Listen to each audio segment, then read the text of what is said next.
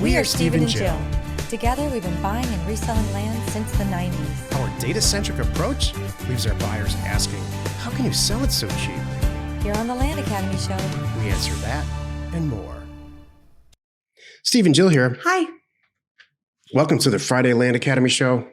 I'm Steve and Jack Butella. And I'm Jill Witt, broadcasting from sunny Scottsdale, Arizona. Today, Jill and I talk about how to fund deals as the funder and what you should look for in the bank role. All right. We're reversing the talk this week. How to fund deals, what you should look for if you're the bank. Okay, got it. Before we get into it, let's take a question posted by one of our members on the landinvestors.com online community. It's free. And if you're already a member, join us on Discord for sure. Seba wrote, and I've got some comments, it looks like, too. These are two really nice compliments about how these two new members found us and good. why they made a decision to join. Oh, It's not really a question. Okay, good. This is cool. Seba wrote, it's nice to meet you all. I was trying to look up on Google how to use Google Maps and search for properties by APN, and I ended up here. After reading a few posts, I decided to create an account because you guys seem to have pretty interesting discussions here. I'm a real estate development professional with a decade of experience in a corporate setting. I've sourced multiple deals and processed entitlements for many projects. I'm currently helping a few clients with financial modeling, market research, and zoning research on a consulting basis. Some of my clients are not in the area where I'm located, so I think I may be able to find some good, useful info about how doing deals in various municipalities work in this forum. Feel free to ask me any question you might have. Thanks. How sweet is that? You're in the right I'm gonna place. use you guys for information for me, and I'm happy to share what I know. And that's a our regular Land community. Academy member. Yeah. That's awesome. Araceli wrote, I hope I'm saying your names correctly. Thank you. Hello. So I'm just starting my late in life dream of buying, investing, and owning land. I found Land Academy on Instagram, and I've already learned so much. I was about to start my coursework and get my real estate license. I know you don't need to have a license to buy and sell land, but for me, it's about gaining new knowledge. The coursework is a small investment for me to understand best practices, terminology, contracts, etc. So there's one more paragraph, but I'm going to jump in here and say that Jill and I have both been through the coursework portion of getting a real estate license with no intention of taking the test, just to learn very specific states, specific real estate laws and rules. And I think it's cheap. It's like I don't know. When I went through, it was like $400 or $500, and it's intense. Mm-hmm. There's a huge legal component It's like to it. 60 hours. I learned a lot here in Arizona. It's really worth it. Back to the question. He said, my dream is to buy small parcels of land that have minimal deed restrictions to build and rent out or sell small custom modern cabins for city dwellers. I live in Philadelphia, and I'm fortunate to be a short drive to wooded land. Personally, all this started with my desire to have a few acres where I could have a small off-grid cabin and get away and let my dog run around freely. I guess I can have both, huh? Anyway, I'm excited to continue learning and hearing from all of you. All of this started because I had a desire to have a small cabin on a small piece of property 30 years ago. Mm-hmm. And here we are. Mm-hmm. Welcome, everybody. Today's topic, how to fund deals and what you should look for if you're the bank. This is the meat of the show. If you have a ton of money, this is what I'm finding in general. There's not the exceptions, but in general, you either have a bunch of money and absolutely no interest in ever sending a mailer out, or you don't have a lot of money, but you love the aspect of bird dogging deals, sending out blind offer campaigns like the rest of us, and making some bank. And so we all need each other. There's a few exceptions. Lori Phillips comes to mind because for whatever reason, she wants to do both, and she's very good at it. And Jill and I do both. Mm-hmm. We do our own deals, and There's a lot of members that are testing and doing both. Yeah. Yeah. Oh, are there? Uh huh. Okay. More than you realize. So I'll tell you, Yeah. if you have both sides of your brain working at the same time, I think Jill and I do, or maybe one side of mine is and one side of hers is. So it's one brain. That's perfect, doing babe. both is, doing both is a perfect situation. But if you're the bank, I mean, what do you, if you do a lot of deals? So what's your thought process? What's your advice to somebody who has never funded a deal, Okay. but they want to do it? I would set boundaries. Seriously. No, I'm not kidding. Set it up right. Let the person know what you're willing to do and not willing to do. You think I'm kidding? I'm totally not kidding. Because you don't want to go into this and have the person overuse you or underuse you. Is that what's going on here with you and I? Yeah, I'm overused. Do you have to set boundaries? Yes, I do. Holy cow. I am crappy at setting boundaries with you. I need to get better at it. Just kidding. Here's a sentence that Jill said to me yesterday. I have a girlfriend coming over later. Can you put these guns away, please? I did. Did I overstep my boundaries? Oh my jeez. Who has to say that? I don't really want to alert somebody when they walk in our home, but what's that in the corner? Jeez. It's a tiny little pellet gun. I know, but it doesn't. Out of the corner of your eye, it's a little scary. Me and my teenage son has no power at all. Jeez. Yeah. And we have fun in the backyard, like in a little campfire sometimes. That's all it is. It's not like, I understand. a 20 gauge shotgun. Because I Yes. could put a 20 gauge shotgun here if you'd like. Again, out of the corner of your eye, you don't need to see something there. If it's a squirt gun, fine. But anything other than that, no. Okay. So set some boundaries. yeah. So if I'm thinking about doing this, well, number Don't get one, overused. well, I want to, first of all, I would sit down and have a discussion with myself. How much money am I willing to do? What kind of deals do I want to do? Do I have a location specific thing that I want to do? And these are all things that we put on. We did a questionnaire with all the Land Academy members. We do it every January now, where we send it out as a mass email. Like, you got money, you want to partner, put down here your contact information, how much money you're willing to do per deal, how much money you have in total. So we have an idea how many we can throw at you. Are you on a scale of 1 to 10? How much hand-holding are you willing to give? And, things like that.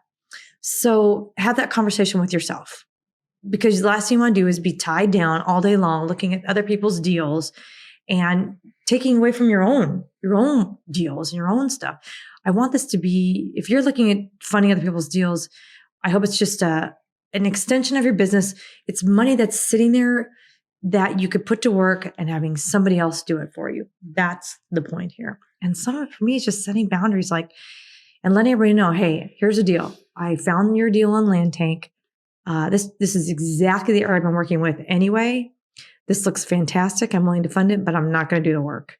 I will give you the $50,000. What's your plan? And then here's my real world advice.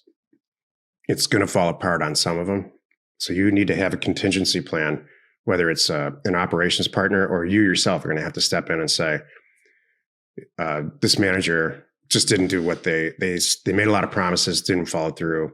I can't get them on the phone. Fortunately, I own the property now. I'm going to have to get rid of it myself. And so you need to have a plan for that before you ever go down the path with the manager, unless you've done 50 deals with them already. Mm-hmm. Well, yeah, that's another thing. Do one deal. Mm-hmm. Don't say we're going to do 10. Yeah. I would do one deal initially and have it all in writing like we do. You can download and reuse and mark up, use our contract. We don't care. So, and have it in writing, who's responsible for what, how it's going to go, exactly what the payout's going to be. So there's just no questions. And what's going to happen? What if you're the 100% the bank and they're the 100% the manager of the deal? So you put up all the money. So your name's on the deed, right? Have a timeline in there. If it doesn't sell, that you can take it back. No questions asked. Look, I gave you 6 months.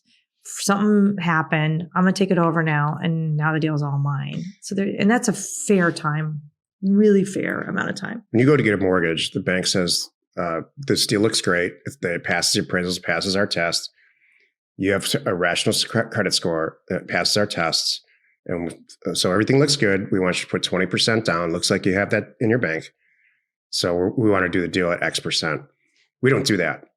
Right. And we don't suggest that you do that. But what we replace all those things with is your attitude, your experience at doing real estate deals. We don't ask for money down or skin in the game or any of that, but we do want to see if you have some experience in this very specific area with successful transactions completed.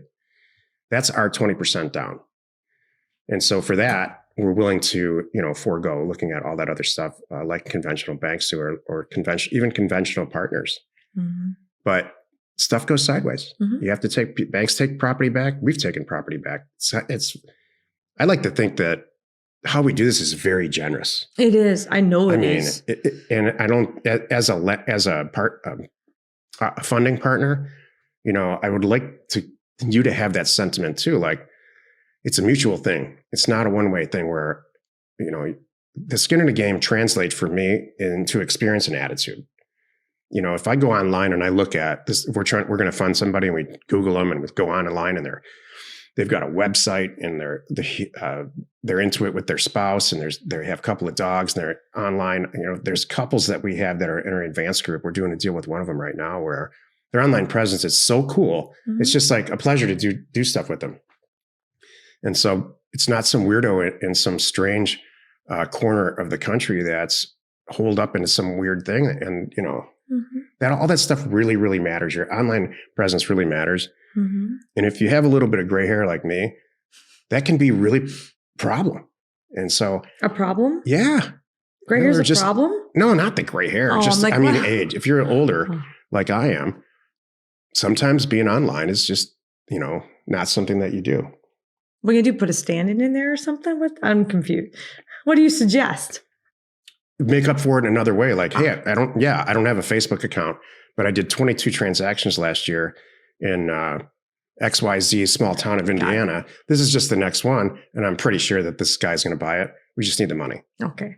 I understand. That's your 20% down. I understand. Me, it's confidence and knowing your stuff. Not just, I love what you said about the presence and everything. That's important.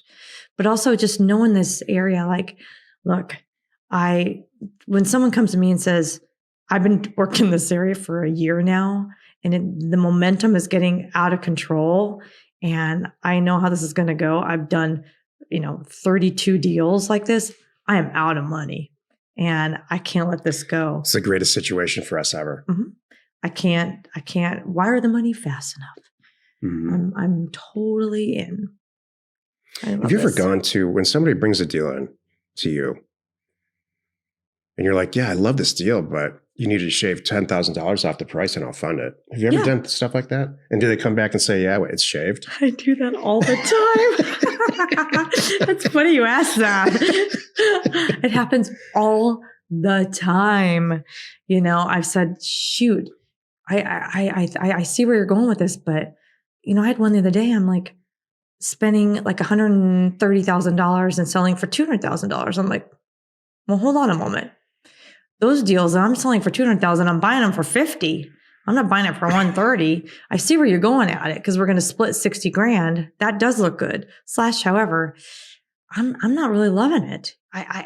So what can you do with this? And that's really was my response. And I'm waiting to hear back. I'm like, and I said, if that doesn't work for you, please put it in Land Tank. I totally get it. And I'm, someone else may jump on it.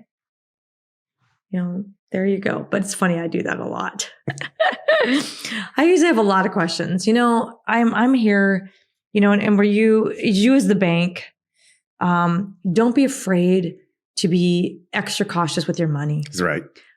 Because they're doing the deal. Not you. If you're doing it like I do, we're letting them really take charge. The photographs, because you don't have time for that. That's the whole point here. Your money's working for you. You're not the one taking the photographs and picking the photographs and writing the posting and getting the drone guy and they are managing a broker if you have one. So don't be afraid to ask all those questions and be really picky.